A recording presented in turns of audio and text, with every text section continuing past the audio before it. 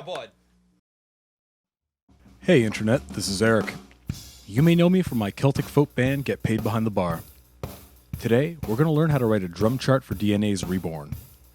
This is a self-described East Coast fiddle tune, so here are a few things to keep in mind. First off, this music isn't traditionally written for drum kit, but many modern acts like Natalie McMaster have included drum kits and they've been gaining prevalence in the style. As such, a little creativity and interpretation might be needed to translate some of the more traditional rhythms into drum beats. Many traditional Celtic tunes will either be 6/8 dances called jigs or fast cut time tunes called reels, with the occasional 9/8 slip jig thrown in. Now, if you're going for that traditional Irish sound, you might be thinking of getting your drummer to play a bodhrán. And while there are many percussion instruments that you can generally count on drummers to be able to fake simple rhythms on, like djembe or cajon, the bodhrán is not one of them. Give your drummer a lot of advance notice if you're looking for that particular sound, and if possible, find a native player. As always, conventions are going to vary from community to community, but if I was playing with your band, this is roughly what I'd want to see. Now, for the first question when it comes to notating any drum chart.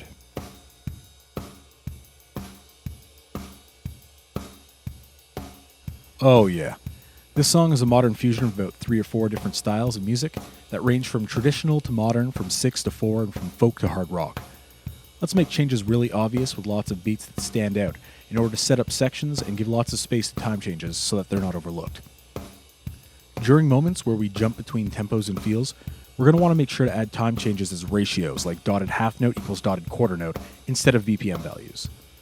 While some rare drummers can count perfect BPM values easily mid-song, most of us would prefer to just be told to count twice or half as fast, thanks. And we'll add little descriptions before those big moments hit, just to give some extra notice.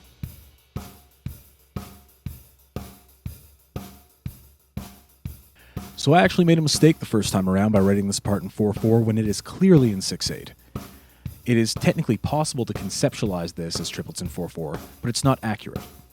Jigs are typically written and thought of as 6/8. So what does it matter if the end result is the same? Well, if you're writing charts for anyone other than yourself, your musicians are going to be looking for patterns that they've become accustomed to make their jobs easier. The little 0.5 seconds that it takes for a drummer to go, wait, what?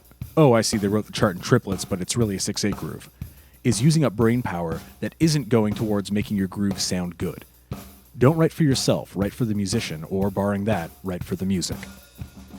As far as the rest of the form goes, this song isn't actually one song. It's a collection of about 2 or 3 smaller songs combined into a medley. As such, we're going to mark those smaller tunes by name and make their appearance nice and obvious.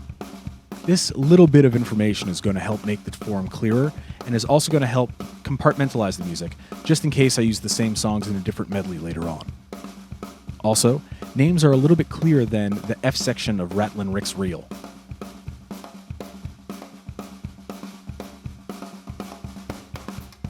So I've been writing in specific beats as we go along here because the form of this song makes it necessary. I'm not married to these specifics, but the visuals help in distinguishing sections quickly. Staccato marks over the shots in 104 are theoretically unnecessary, but they should help emphasize the need for quick, quiet hits. A bit of a typo here at 112, quarter note triplets instead of eighth note triplets. It is okay to have your hats, kick, and snare all sharing a stem, but as a rule of thumb, I group my drum parts as being static versus non-static. Halftime and cut time get confused a lot, so I'm going to try to define it very clearly here. Halftime makes everything half as fast. Cut time or double time makes everything twice as fast. So if you're playing at 100 BPM and go into halftime, you're now playing at 50 BPM. If you're playing at 100 BPM and go into cut time, you're now playing at 200 BPM. Most drummers should know what this means, but just in case, I'm going to put accent marks right over the implied backbeat just to make sure that we're nice and clear. A mistake that I recently learned the hard way was that halftime and halftime feel are not the same things. Halftime implies that your sheet music is reflecting the change in time. So if you're playing a 2/4 backbeat, your backbeat will still be on the 2 and the 4 in halftime, and only the tempo will change. Whereas in halftime feel, that just means that only the drummer is going to change up the groove to imply halftime. If you're playing a 2/4 backbeat, your backbeat gets shifted to 3 in the sheet music, and the tempo doesn't change at all.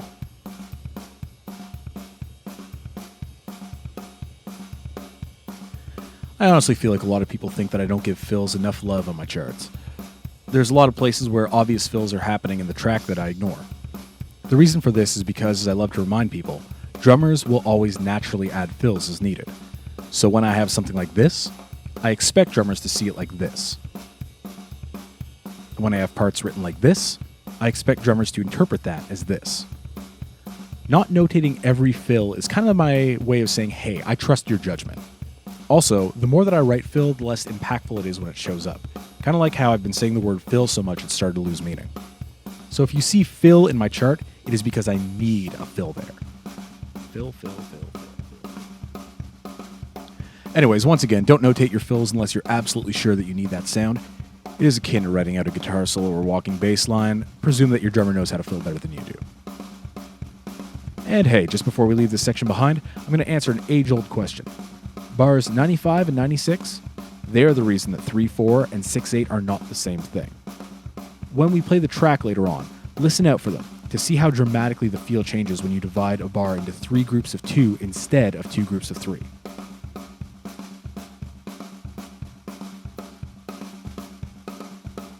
Alright, always be re-listening during your notation. I'm going to add some crashes and beats here for clarity's sake. This is also why formatting is important. I also want to make sure I have lots of space between my sections just to make them look very obvious. I'm really debating whether or not I should add A and B to the second page to notate the sections of the song. I think that extra info is handy, but at the same time, unnecessary information just kind of clutters up a page. For now, I'm going to err on the side of more information. We're going to add a little fill before the beat drops here. I'm also going to add some double bar lines as well for punctuation's sake.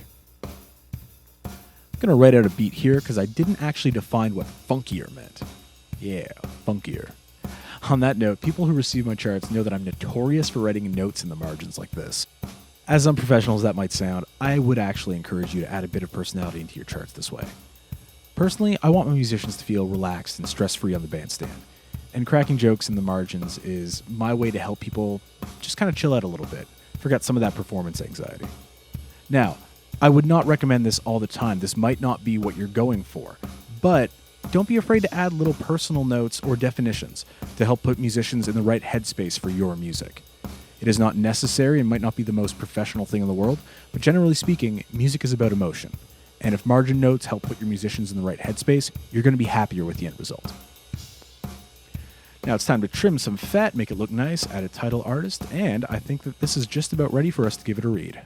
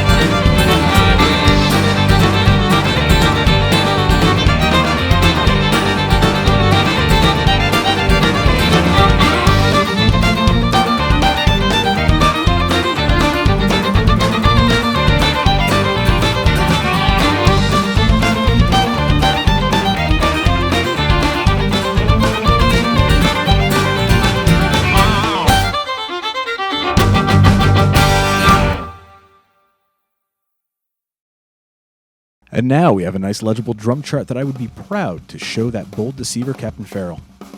I won't ask you to like, comment, and subscribe, but as a personal favor to me, you can write a nice drum chart instead of getting your drummer to loop the same 2 beats until your cue.